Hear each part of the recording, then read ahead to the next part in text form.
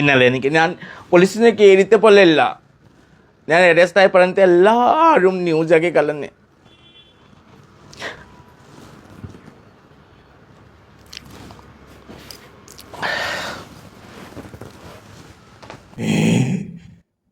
നാം ഇതെന്തുവായി കാണുന്നേ? ഇത് നമ്മുടെ ജാൻമണിയല്ലേ ഈ കരയുന്നതെന്ന് പറയുന്നത്?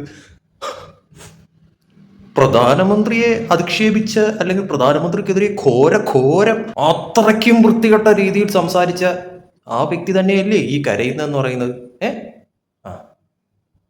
അപ്പൊ ജാൻമണിക്കും കരയാനൊക്കെ അറിയാമല്ലേ? ഒന്നും തോന്നുന്നില്ല പക്ഷെ കണ്ടിട്ട്.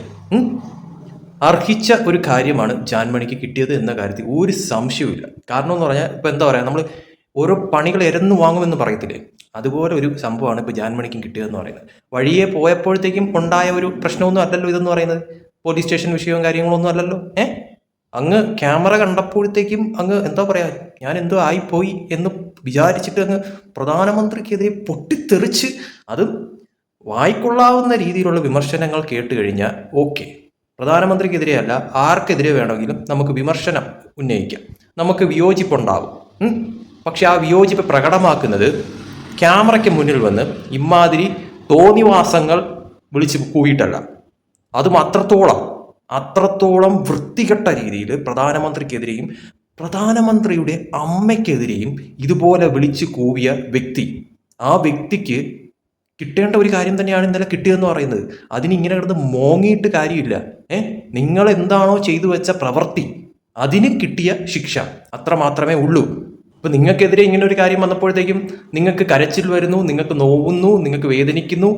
ആണല്ലോ, അതുപോലെ തന്നെയാണല്ലോ മറ്റുള്ളവരെ കുറിച്ച് പറയുമ്പോഴും. അത് നിങ്ങൾക്ക് ആരെക്കുറിച്ച് വേണോ പറയാലോ, പക്ഷെ അതിനൊക്കെ തന്നെ ഒരു മാന്യത എന്ന് പറയുന്ന ഒരു സംഭവമുണ്ട്.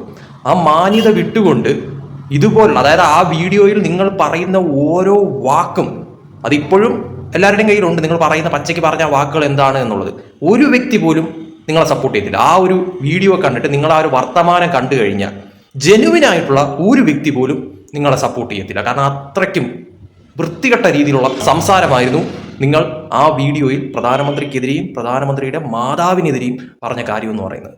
അതിന് കിട്ടിയ ഒരു സമ്മാനമായിട്ട് ജാൻമണി ഇതിനെ കരുതിയാൽ മതി. ഓരോ കാര്യങ്ങൾ വിളിച്ചു പറയുമ്പോഴും ഓരോ കാര്യങ്ങൾ ചെയ്യുമ്പോഴും അളന്നും തൂക്കിയും വേണം.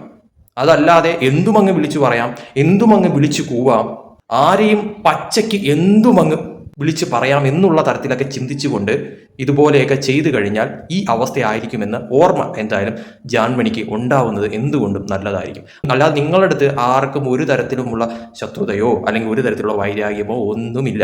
നിങ്ങൾ പറഞ്ഞ കാര്യത്തിന് ഭൂരിഭാഗം പേരും എതിരായിരുന്നു എന്ന കാര്യത്തിൽ സംശയമില്ല.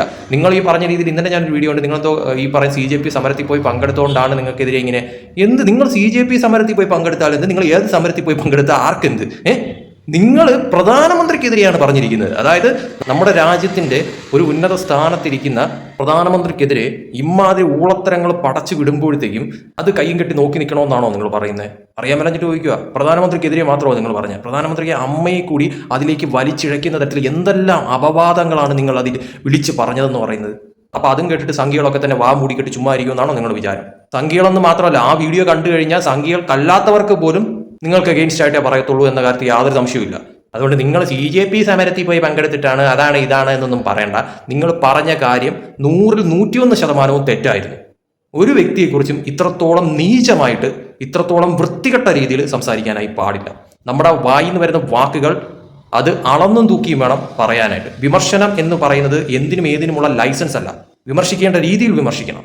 എങ്കിൽ നിങ്ങൾക്കെതിരെ കേസോ അല്ലെങ്കിൽ നിങ്ങളെ ആരെങ്കിലും കുറ്റപ്പെടുത്തിയ ഒന്നും ചെയ്യത്തില്ല. ഇത് നിങ്ങൾ എല്ലാം മറികടന്നുകൊണ്ട് അപ്പോഴത്തെ ആവേശത്തിൽ വിളിച്ചു കൂപ്പിയ ഓരോ കാര്യങ്ങളും ഓർക്കണമായിരുന്നു. എന്തായാലും ഇപ്പോൾ അതിനെക്കുറിച്ച് ഓർത്തിട്ട് നിങ്ങൾക്ക് ഇത്രത്തോളം ഒരു പൊട്ടിക്കരച്ചിൽ തോന്നിയിട്ടുണ്ടെങ്കിൽ നന്നായെന്ന് മാത്രമേ പറയാവുള്ളൂ. ഇനിയെങ്കിലും മാറി ചിന്തിക്കുക.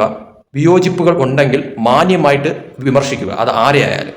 അല്ലാതെ വായി തോന്നുന്ന എന്തും വിളിച്ച് കൂവാം എന്നുള്ള തരത്തിലേക്ക് മാറാതിരിക്കുക, അത്ര മാത്രമേ പറയാവുള്ളൂ.